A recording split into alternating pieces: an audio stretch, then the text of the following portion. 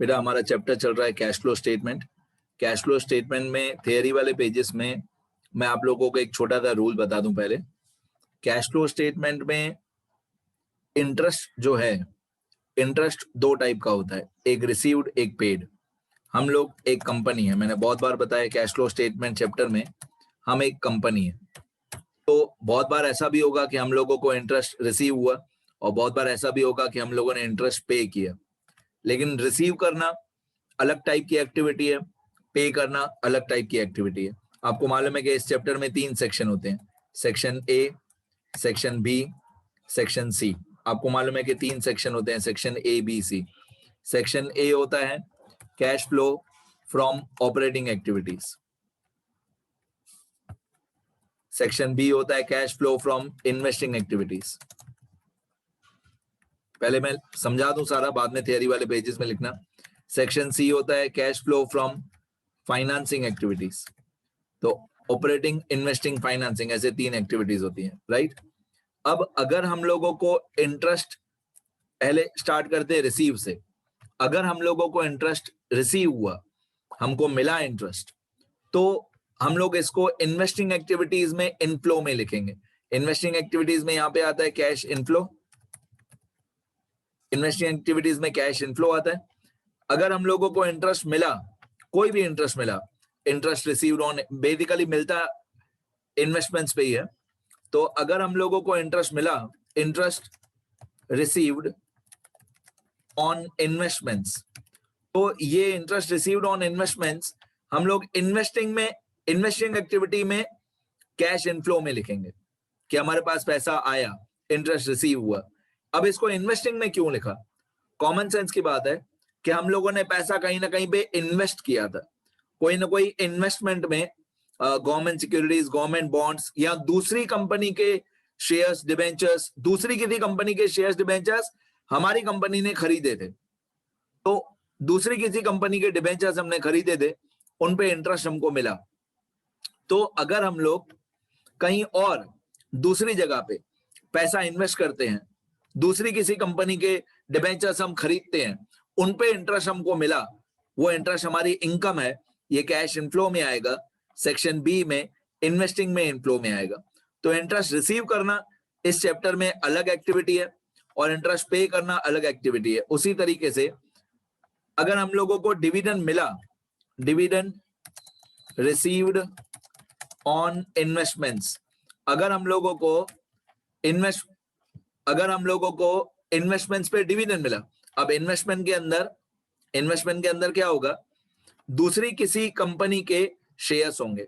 अगर कोई outside company है, हमारी कंपनी नहीं, दूसरी कोई कंपनी है जिसके शेयर्स हमने खरीदे थे, उन शेयर्स पे हमको डिविडेंड मिला, वो डिविडेंड हमारी इन्वेस्टिंग एक्टिविटी है।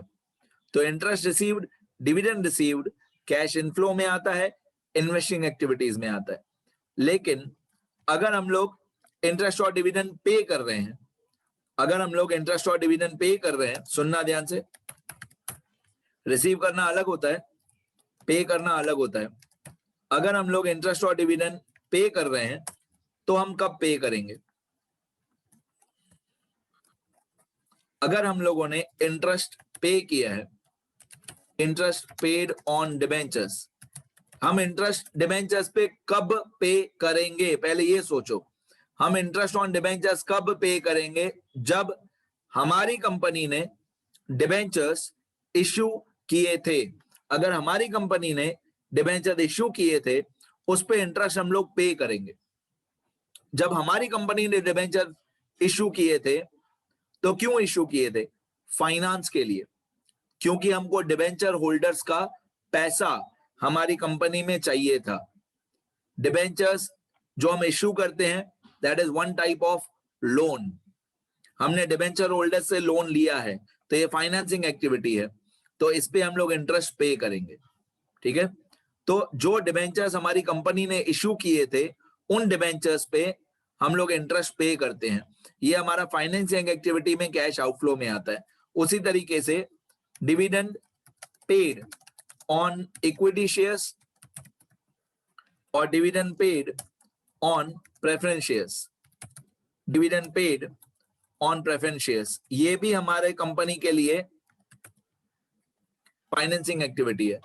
ये कौन से इक्विटी शेयर्स और कौन से प्रेफरेंस शेयर्स हैं? ये वो इक्विटी शेयर्स और प्रेफरेंस शेयर्स है जो हमारी कंपनी ने इश्यू किए थे। इक्विटी शेयर्स, प्रेफरेंस शेयर्स जो हमारी कंपनी ने इश्यू किए थे, उन पे हमने डिविडेंड पे किया। तो जब हम लोग इंटरेस्ट और डिविडेंड पे करते हैं तो वो फाइनेंसिंग एक्टिविटी में आता है, आउटफ्लो में आता है, क्योंकि पैसे गए हमारे।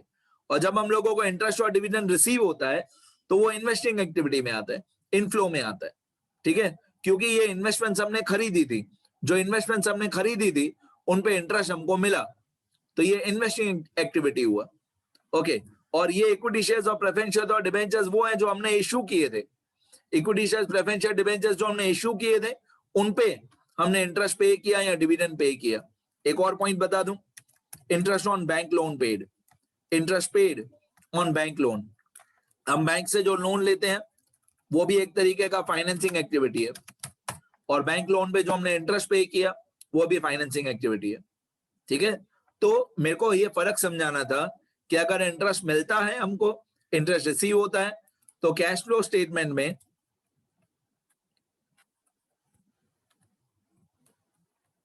मेरे को ये बताना था कि अगर हमको इंटरेस्ट रिसीव होता है तो इन्वेस्टिंग एक्टिविटी में इनफ्लो में आता है, और अगर हम लोग इंटरेस्ट पे करते हैं तो फाइनेंसिंग एक्टिविटी में आउटफ्लो में आता है। ये फर्क मेरे को बताना था।